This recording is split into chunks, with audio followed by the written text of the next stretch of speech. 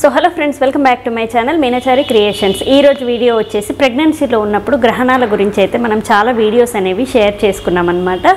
So అందులోనే భాగంగా ఈ రోజు ఏంటంటే ఈ నెక్స్ట్ మంత్ మార్చి వస్తుంది కాబట్టి ఆ మంత్లో మనకి గ్రహణం ఉంది అని చాలామంది డౌట్ పడుతూ ఉన్నారు. అండ్ డౌట్ అనేది క్లియర్ చేస్తాను నేను ఈ వీడియోలో, ఎందుకంటే గ్రహణం అనేది ఉందా లేదా అనేది నేను క్లియర్గా ఎక్స్ప్లెయిన్ చేస్తాను.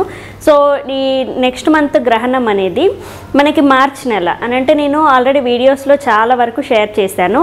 మనకి ఉగాది ఫెస్టివల్ నుంచి మళ్ళీ ఉగాది వరకు మనకి సంవత్సరం అనమాట. మనము మామూలుగా అయితే జనవరి నుంచి జనవరికి అనుకుంటాం కదా, అలా కాకుండా పంచాంగంలో మాత్రం మనకి ఉగాది ఎప్పుడైతే ఉంటుందో ఆ టైం వరకు కూడా మనకి గ్రహణాలు అనేవి ఎన్ని ఉన్నాయి ఏంటి అనేది పంచాంగంలో క్లియర్గా రాసి ఉంచుతారనమాట. సో ఈ ఇయర్ పంచాంగం ఇంకా టైం అనేది ఉంది.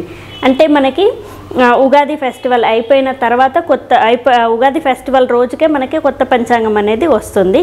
సో ఆ మంత్ వరకు కూడా మనము ఈ పంచాంగం అనేది అందులో క్లియర్గా మనకి ఎక్స్ప్లెయిన్ చేశారు. గ్రహణాలు ఎన్ని ఉన్నాయి ఏంటి అనేది క్లియర్గా రాశారు. సో దాంట్లో మనకి ఫస్ట్ 2024 ఉగాది నుంచి 25 ఉగాది వరకు కూడా మనకి ఎలాంటి గ్రహణాలు అనేవి లేవు. సో మీరు ఉగాది ఫెస్టివల్ వచ్చిన దాకా కూడా ఎవ్వరు గ్రహణాలు ఉన్నాయని చెప్పినా కానీ మీరు టెన్షన్ పడాల్సిన పని అయితే లేదు. కానీ మనకి ఈ మార్చి 14కి మనకి గ్రహణం ఉందని చాలామంది అంటూ ఉన్నారు. అండ్ మనకి నాసా వాళ్ళు కూడా చెప్పారనమాట. నాసాలో కూడా మనకి గూగుల్ టైమింగ్స్లో వచ్చింది. సో అందుకు మీరు గ్రహణం అనేది మన సైడ్ ఉందేమో అని టెన్షన్ పడుతున్నారు. సో టెన్షన్ అయితే పడక్కర్లేదు. గ్రహణం ఆ రోజు అయితే మన వైపు లేదు, భారతదేశంలో అయితే లేదు. అదర్ కంట్రీస్లో ఉంది కానీ భారతదేశంలో మాత్రం లేదు.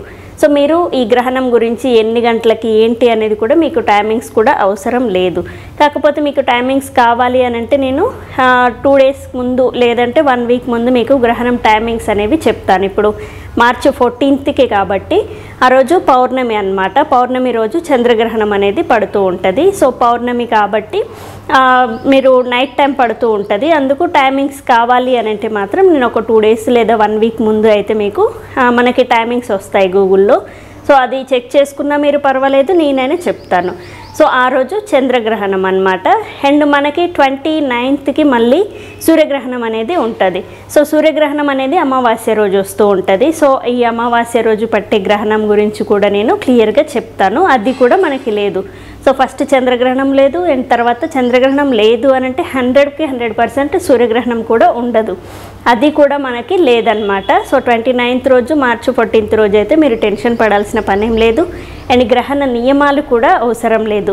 ఎక్కడైతే గ్రహణం పడుతుందో వాళ్ళు మాత్రం కొంచెం ఆ గ్రహణ కిరణాలకి తగలకుండా అంటే బయటికి వెళ్ళకుండా ఉంటే సరిపోతుంది. అండ్ ఇంట్లోనే ఉండి కొంచెం సూర్యగ్రహణం అనుకోండి, ఆ కిరణాలు అనేవి మీ మీద పడకుండా ఉంటే సరిపోతుంది అనమాట. సో ఈ జాగ్రత్తలు ఒకటి తీసుకొని నెక్స్ట్ డే కొంచెం ఇల్లంతా తూడ్చుకొని గిన్నెల మీద మూతలు లేదా కూరగాయలు అవి కట్ చేయకుండా ఉంటే సరిపోతుంది. ఇది ఇండియా వాళ్ళకైతే వర్తించదు.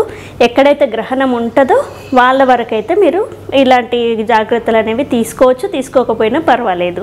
సో ఖచ్చితంగా గ్రహణం అనేది ఎప్పుడు ఉంటుంది ఏంటి అనే దాని గురించి చాలామంది గర్భవతులు టెన్షన్ పడుతూ ఉంటారు కాబట్టి ఈరోజు ఈ వీడియో షేర్ చేస్తున్నాను. సో చూసారు కదా ఈరోజు video, and thank you. Please subscribe my channel Meenachari creations. Thank you.